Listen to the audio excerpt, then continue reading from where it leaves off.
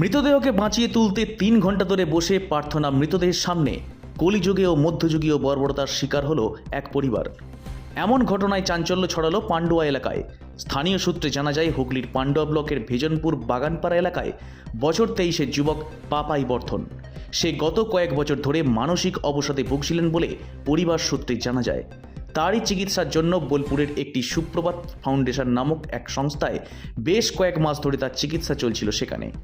অভিযোগ, হঠাৎই শনিবার ভোর 5টা নাগাদ পাপাই বর্ধনের মৃত্যু ঘটে বলে তার পরিবারের লোকেদের জানানো হয়। এরপরই পরিবারের লোকজন সেখানে গেলে একটি অ্যাম্বুলেন্স করে পাপাই এর দেহ বাড়িতে পাঠিয়ে দেওয়া হয়। প্রতিবেশীদের অভিযোগ, মৃতদেহ পরিবারের লোকজন সৎকার না করে ভেজনপুর এলাকার চায়না সরকার নামে ঝাড়ফুঁক করা এক মহিলার কাছে বিষয়টি জানান।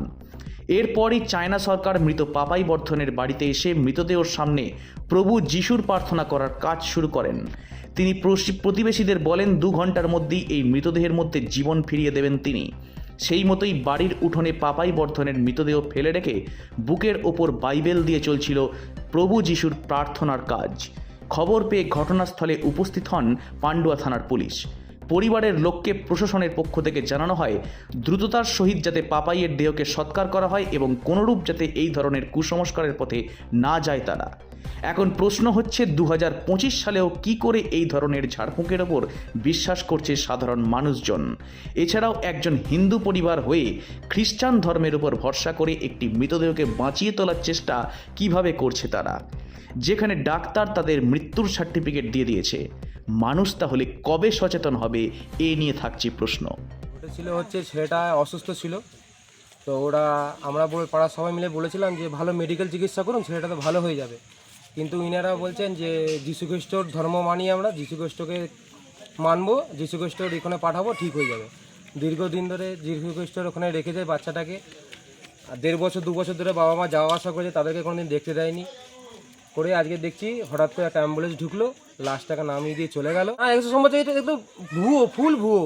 এগুলো হচ্ছে জাত বিরোধী করা, মানুষের সাথে দাঙ্গা লাগানো, এইসব করা, এগুলো আর কিছুই না, এগুলো ফুল ভুয়ো। আজকে ফুল এইসব ভুল তদন্তের জন্য আজকে ছেলেটা মারা গেল। কোথায় কোথায় নিয়ে গেল? ছেলেটাকে বোলপুরে কোথায় রেখেছিল, প্রথমে বর্ধমান যায়, বর্ধমান থেকে বোলপুরে নিয়ে গিয়ে রেখেছিল। কিন্তু 2 বছর ধরে মা বাবা যাওয়া আসা করেছে, 1.5-2 বছর ধরে ছেলের মুখ দেখতে দেয়নি। আচ্ছা, ওইখান থেকে দিয়ে আজকে লাশ দিয়ে গেল, ছেলে মারা গেছে। তো ঢুকালো, নামালো, চলে গেল, কোনো বলার সুযোগ দিল না কিছু।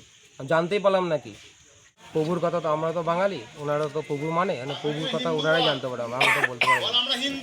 আমরা হিন্দু, ওনারা খ্রিস্টান ধর্ম সাথে আমাদের সাথে তুলনায় নেই বলে আমাদের কিছু বলে না, এবং কি ছেলের কিছু হয়ে গেল আমাদের কিছু কোনো সময় জানায় না। ওরা বলে যা করবে প্রভু করবে। এখনো বাইবেল বুকে রেখে দিয়ে 2 ঘন্টা মন্ত্র পড়েছে, বলছে আমি 2 ঘন্টার মধ্যে মরা ছেলেকে জ্যান্ত করে দেবো। 2 ঘন্টা। ওটা কে বলছে? ওইটা আমাদের এখানকার যে খ্রিস্টান ধর্ম চায়না সরকার, চায়না সরকার উনি না, উনি প্রত্যেক শুক্রবার করে এখানে সভা বসায়। আবার বাড়ি এখানেই, হ্যাঁ আমাদের এই পাশেই। উনি এত কিছু করিয়ে আজকে ছেলেটা যে মারা গেছে ওনার জন্য। সবার আবার ব্রেন ওয়াশ করে, সবাইকে আবার খ্রিস্টান ধর্ম দেওয়া করে বাঙালি থেকে, এরকম করে দীর্ঘদিন ধরেই আমরা সহ্য করেছি। তবে আজকে বাচ্চারা মরে যাওয়াতে আমরা সহ্য করিনি, তার জন্য গ্রামবাসী সবাই মিলে এসে বিরোধ করছি। এখন কি চাইছেন? এখন আমরা চাই যে শাস্তি হোক, পুলিশকে আমরা জানিয়েছি, আমরা মাঠ পিটিশনও দেবো, যাতে কড়া শাস্তি হোক, যাতে দীর্ঘদিন ধরে ভালোভাবে সবাইকে নিয়ে চলতে পারে, যাতে এরকম যাতে না হয়। প্রশাসন কিছু আশ্বাস দিল আপনাদের? হ্যাঁ, প্রশাসন বলেছেন আমাদেরকে পিটিশন জমা দিতে, ওনারা নিশ্চয়ই এর বিরুদ্ধে অ্যাকশন নেবে। সকাল 6:45টার দিকে 6:30টার দিকে ফোন করেছে।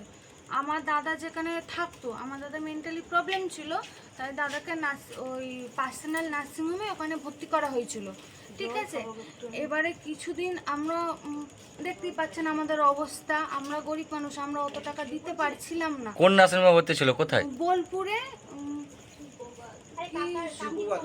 সুপ্রভাত নাকি, ওখানে ভর্তি ছিল দাদা।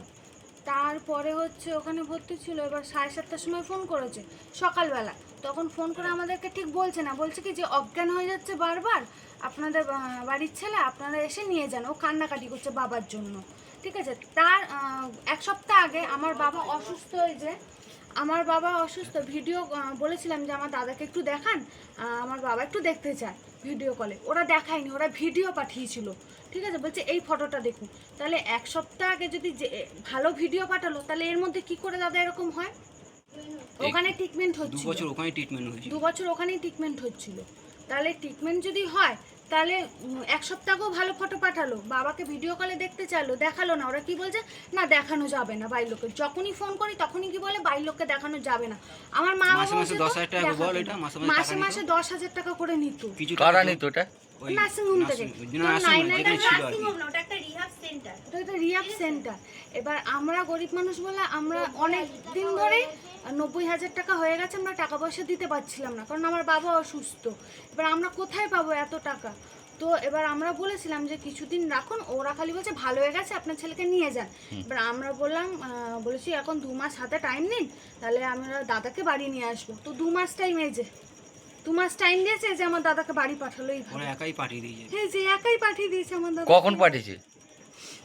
হয়তো মা বাবারা মা গেছিল, মা ঠাকুমা গেছিল, গিয়ে বলছে থানা ওরা ফোন করছে। আমরা বলছি এত তাড়াতাড়ি তো আমরা যেতে পারবো না, আর বোলপুর অনেকটা দূর।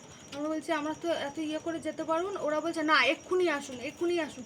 তারপরে আমাকে আর মা বলেনি কিছু, যে দাদা, ওরা ফোন করে বলে দিয়েছে যে দাদা আর নেই। মা আমাকে কিছু বলেনি। ঠিক আছে, ওই ঠাকুমাকে গিয়ে বলেছে। এবার ঠাকুমা আর মা গেছে, গিয়ে দাদাকে এনেছে, এনে দেখি এই অবস্থা। আপনার কি নাম? আমার নাম ঈশা বর্ধন। কে হয় এটা আপনার? আমার দাদা। আমি এখানে বসে আমি একটু প্রার্থনা করে, ওরা আমাকে বললো যে তুমি তো যিশুর পথে চলো, তা তোমার যিশুকে বলো ওকে বাঁচিয়ে দিতে। তো এখনকার সমাজে এটা কি হয়? এখনকার সমাজে এটা কি হয়? এখন ঈশ্বর জানে, আমি তো জানি না, আমি তো জানি না, আমি কী করে বলবো।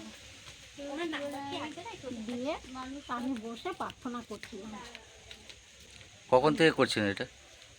এই তো আমি ওকে নিয়ে আসলাম, নিয়ে এসে কখন নিয়ে এসেছিল?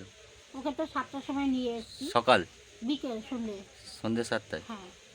দিয়ে এবার আমি এখান থেকে বাড়ি গেছি, গিয়ে চান টান করে দিয়ে আবার এসছি। এবার আসার পরে ওরা আমাকে ধরেছে, বলছে তুমি। কারা ধরেছিল এটা? এই আমাদের পাড়ার বউরা, আমাদের আশপাশের বউরা, ওরা আমাকে ধরেছে, বলেছে তুমি যে ধর্ম চেঞ্জ করেছো, ধর্ম পাল্টিয়েছো, তা তুমি যিশুর পথে চলেছো, তাহলে তোমার যিশুকে বলো ওকে বাঁচিয়ে দিতে। এখনকার সমাজে এগুলো কি হয়? হয় না তো, তবু আমি বসেছি ওদের মনটা রাখার জন্য, যে ওরা এরকম বলছে, ঠিক আছে আমি একটু বসি। তো সেটা কি আমার অন্যায়? খুবই অন্যায় করে ফেলেছি আমি মানছি আমি অন্যায় করেছি, ঠিক আছে, এই ভুল আমি আর কখনো করব না। আমার অন্যায় হয়ে গেছে, ঠিক আছে, আমি স্বীকার করে নিচ্ছি, আমি এই ভুল আর করব না। ধন্যবাদ আপনাকে। কি নাম আপনার? চায়না সরকার।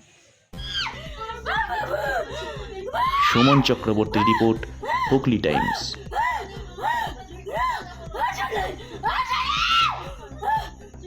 ওই চাইনা সরকারের নামে ই করবে, আমিও জানি।